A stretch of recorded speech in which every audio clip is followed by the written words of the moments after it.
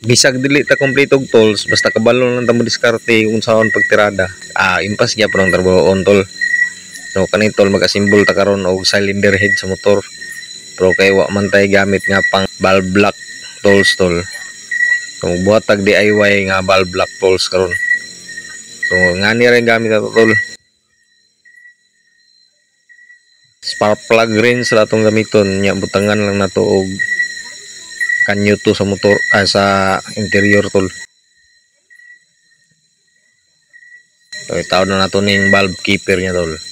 Testingan nato nitong DIY valve block ron og salir ba ni tol.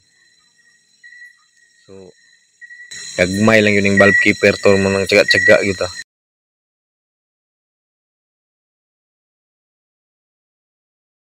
Tagak pa yun magamitan na tuglong nos para kuan gyud dagko man tagkamot gud nya gagmay kay ning valve keeper o mo na atong DIY tools tol.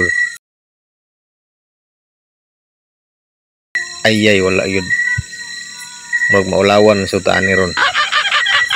DIY tools ta nya di kataod. Okay, wala yun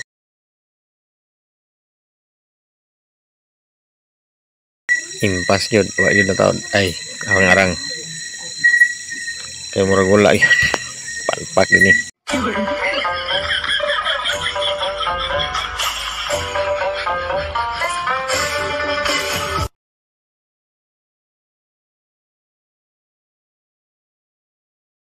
Goods taon tol so saler gyud atong improvise nga valve block tools tol. So diri na pud pikas kay basig chambar ba diri na pud pikas testingan na to para di yun magkaingon og chamba ang mga nananaw ba.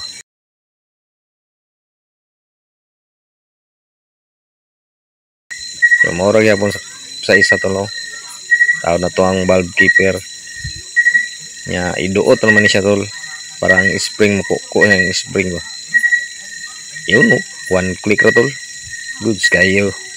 Wow naman. So taon na tong Wow. ka barbula tol valve spring. So taon na to pud karon ang camshaft.